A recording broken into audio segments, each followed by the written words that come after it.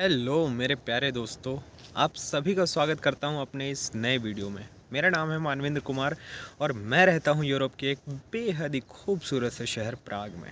तो चलिए आज इस वीडियो में हम बात करेंगे कुछ प्रोफेशनल स्किल्स के बारे में, एरास्मस प्रोग्राम के बारे में। जो कि आप यूरोपियन यूनिवर्सिटीज़ में पढ़ने आते हो तो एक बहुत अच्छा जो है वो एक्सपोज़र का ज़रिया आपको प्रोवाइड किया जाता है। तो भाई है क्या ये एरास्मस प्रोग्राम और क्या बेनिफिट्स हैं इसके, क्या कॉस्ट आती है इसको करने में, जो है वो कितनी आसानी है इसको एनरोल करना ड्यूरिंग योर स्टडी पीरियड। तो इन सारी चीज़ों के बारे में जो है वो आप लोग को क्लैरिटी दूंगा। तो वीडियो को अंत तक देखिएगा और अगर थोड़ी सी भी इंफॉर्मेटिव लगे तो प्लीज़ सब्सक्राइब और शेयर भी कर दीजिएगा। तो चलिए शुरू करते हैं। तो इरास्मस प्रोग्राम एक तरीके का यूरोप में जो है वो एक्सचेंज प्रोग्राम है, जो कि यूरोपियन यूनिवर्सिटीज़ के बीच में स्टूडेंट्स का एक्सचेंज होता है इस मीडियम के द्वारा। उस मीडियम का नाम है इरास्मस। एंड इरास्मस नाम के वैसे कोई व्यक्ति थे, इनकी मुझे हिस्ट्री नहीं पता है, बट काफ़ी काबिल टाइप के व्यक्ति रहे होंगे तो उनके नाम पे ही इरास्मस नाम रखा गया है। तो इसमें होता क्या है कि इसको आप इंटर्नशिप प्रोग्राम भी कह सकते हैं, इसको आप एक्सचेंज प्रोग्राम भी कह सकते हैं, इसको आप मतलब इंटर डिसिप्लिनरी प्रोग्राम भी कह सकते हैं आई थिंक कहीं ना कहीं। तो इसमें होता क्या है कि जैसे आप किसी अभी कुछ कोर्सेस में वैसे डिपेंड करता है कि आप किस कंट्री में के किस यूनिवर्सिटी के किस कोर्स में एनरोल्ड हैं। तो कुछ कोर्सेस में ये जो है वो मैंडेटरी है और कुछ कोर्सेस में ये ऑप्शनल है कि आपके ऊपर है कि आप इरास्मस ऑप्ट करना चाहते हो या नहीं करना चाहते हो।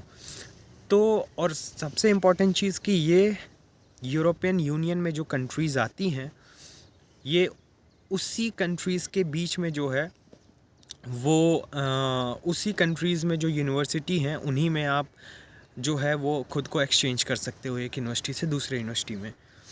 दूसरी चीज़ ये कि एक और प्रोग्राम है इरास्मस प्लस।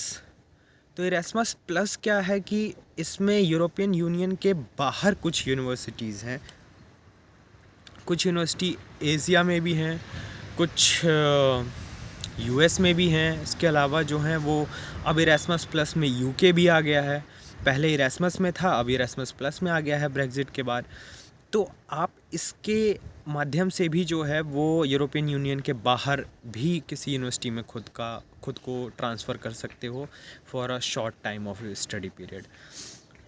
तो अब जैसे इंडिया में अगर कोई जाना चाहता है तो मेरे ख्याल से दिल्ली यूनिवर्सिटी और एक और कोई यूनिवर्सिटी है, और भी शायद एक दो यूनिवर्सिटी हैं, कोई आईआईटी भी है शायद, वो इरास्मस प्लस में आती हैं। तो आप यूरोप में पढ़ के इंडिया में भी उन यूनिवर्सिटीज़ में अपने आप को एक्सचेंज कर सकते हो ड्यूरिंग योर स्टडी।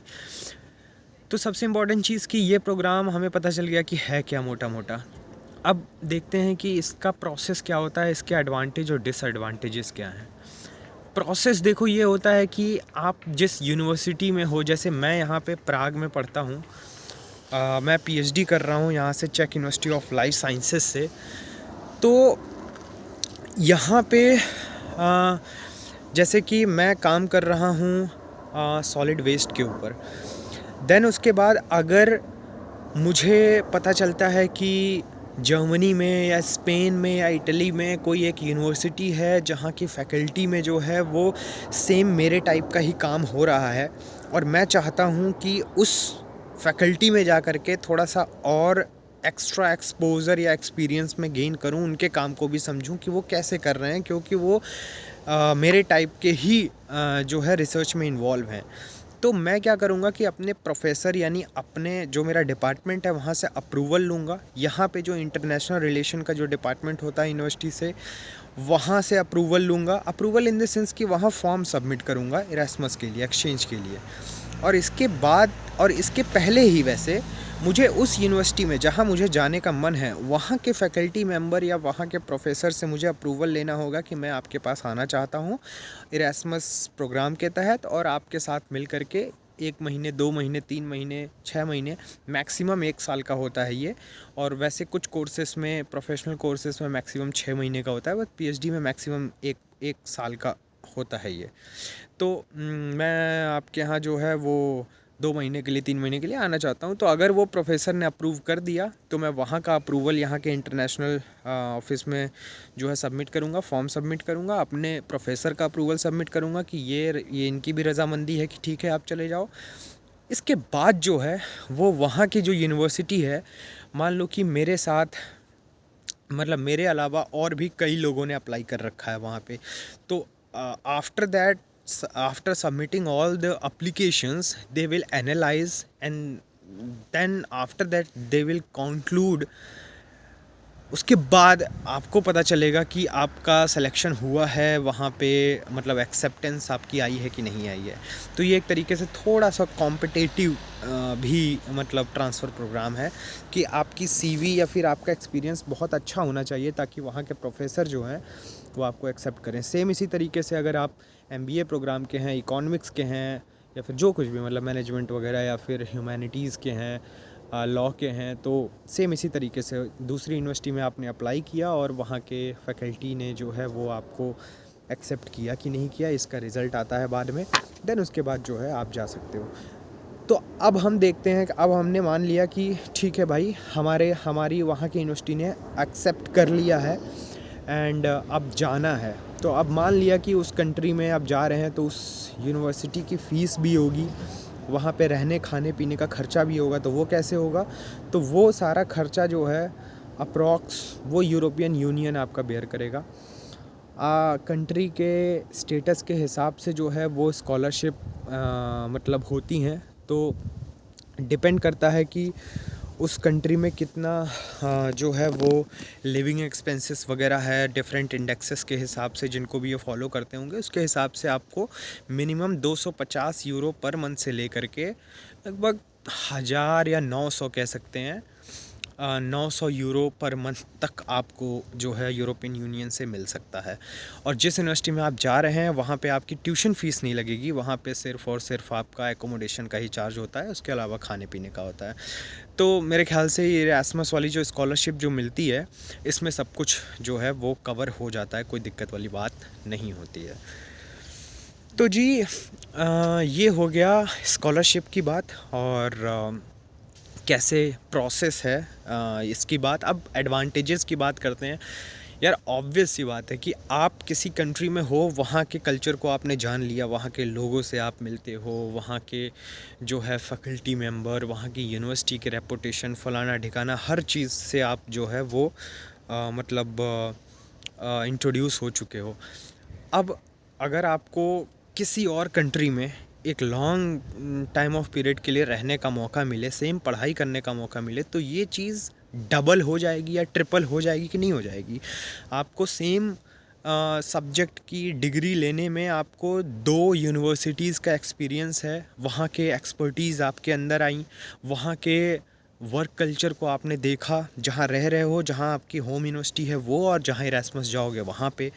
और इसके अलावा आपके कनेक्शंस बनते हैं, आप अपने नेटवर्क्स बिल्ड करते हो। अब यहाँ पे क्या है यूरोप में कि कोई भी किसी भी प्रोग्राम में जो है वो कैंपस सिलेक्शन या प्लेसमेंट वाली चीज़ का कोई मतलब कल्चर नहीं है।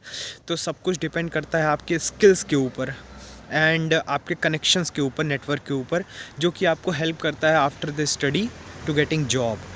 तो जो है इस चीज़ से आप अपने कनेक्शंस वगैरह बिल्ड करते हो और जो है वो आपको जॉब मिलने में आसानी होती है आगे चल के, अगर आप सच में इसका बहुत अच्छे तरीके से यूज़ करते हो तो और इसके अलावा भी आप देख सकते हो बहुत सारी जो है वो एडवांटेजेस हैं। घूमने का मौका मिलता है, ठीक है। इसके अलावा जो है वो आपका और क्या क्या मतलब एडवांटेजेस हो सकते हैं आप बताओ, क्योंकि मोटा मोटा तो यही हो गया। अब डिसएडवांटेजेस की बात करते हैं। डिसएडवांटेजेस में सबसे पहले तो कुछ मतलब जगह पे या कुछ बंदों से सुनने में ऐसा आया है कि कभी कभी क्या होता है कि उस यूनिवर्सिटी में, उस कंट्री में लिविंग एक्सपेंस काफ़ी हाई होता है। यूरोपियन यूनियन आपको बहुत ही मतलब एज टू एज वाला स्कॉलरशिप देती है, तो थोड़ा सा रहना खाना पीना कभी कभी जो है महंगा हो जाता है। जैसे आप स्विट्ज़रलैंड में चले गए, आपको मिल रहा है 800 यूरो पर मंथ का। 800 यूरो वहाँ के लिए कुछ नहीं है, क्योंकि एकोमोडेशन में ही आपके 400-500 या 600 यूरो चले जाएंगे। 200-300 यूरो में पूरा महीने का आपका जो है वो खाना पीना कैसे होगा। तो थोड़ा बहुत फंडिंग जो है वो थोड़ी सी कंस्ट्रेन होती है, जहाँ पे मतलब स्टैंडर्ड ऑफ लिविंग जो है जिस कंट्री का बहुत ज़्यादा हाई है, जैसे नॉर्वे वगैरह हो गया। तो इन कंट्रीज़ के लिए जो है वो थोड़ा सा डिसएडवांटेजेस है अगर आप वहाँ जाना चाहते हो एरास्मस के तौर पे। तो आपको जेब से पैसे खर्चे करने पड़ सकते हैं, या फिर एज अ पीएचडी स्टूडेंट में। लेकिन फ़ायदा है पीएचडी स्टूडेंट में, आपकी पेरेंट यूनिवर्सिटी जो होती है वहाँ से आपकी कुछ ना कुछ फेलोशिप या स्कॉलरशिप होती ही है। देन इरास्मस की भी स्कॉलरशिप और फेलोशिप होती है, तो मतलब अच्छा फ़ायदा होता है जब आप इरास्मस में ट्रैवल करते हो पीएचडी के दौरान में। तो ये चीज़ें हो गई दोस्तों। और इसके अलावा जो हैं वो आई थिंक कि ये वन ऑफ द बेस्ट मतलब ट्रांसफ़र प्रोग्राम या फिर ट्रांसफ़र सिस्टम मुझे लगा यूरोप में, और इसको हर एक यूनिवर्सिटी को अपनाना चाहिए इन इंडिया ऑल्सो। मतलब यूनिवर्सिटी को क्या, एजुकेशन सिस्टम को ही अपनाना चाहिए। इससे सबसे बड़ा फ़ायदा ये होता है कि अगर कोई कोई डिस्क्रिमिनेशन नहीं होता है और सबको इक्वल अपॉर्चुनिटी मिलती है।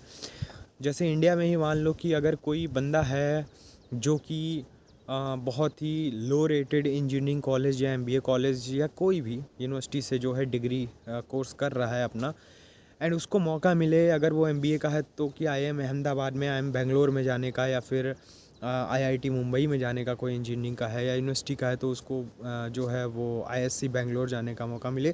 तो सोचो उसकी लाइफ में ये कितना बड़ा टर्निंग पॉइंट होगा। एक्चुअल मतलब करियर से रूबरू होने का उसको मौका मिलेगा, और उसको पता चलेगा कि उसकी स्टडी में कितना पोटेंशियल है और क्यों उसे जो है वो मेहनत करना चाहिए, क्यों पढ़ना चाहिए। उसका जो है वो एक तरीके से देखा जाए तो एक सेंस ऑफ करियर उसके अंदर जो है वो डेवलप होगा एक्चुअल में।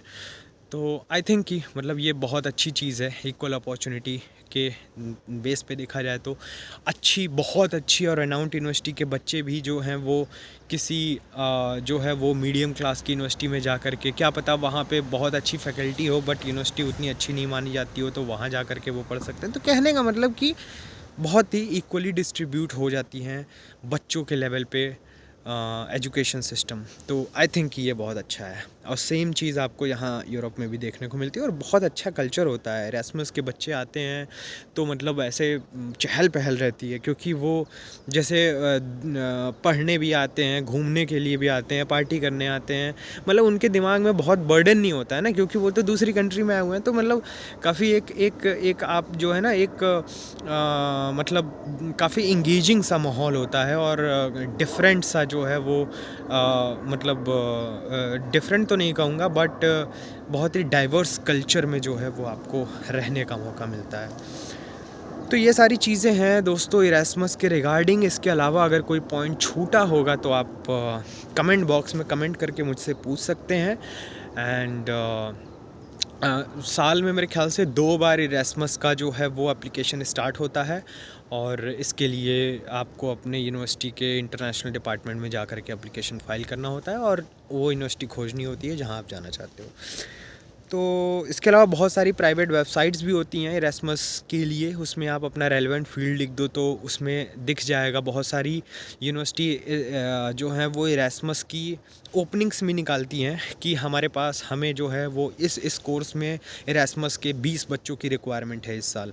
तो इस टाइप से भी होता है, और आप ख़ुद भी अप्रोच कर सकते हो किसी डिपार्टमेंट या प्रोफेसर को।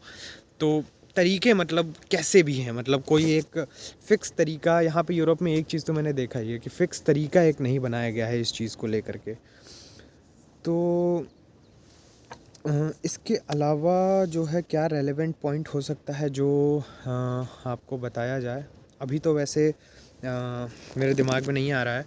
अगर कुछ छूटा है कोई पॉइंट तो आप जो हैं वो पूछ लीजिएगा बाद में।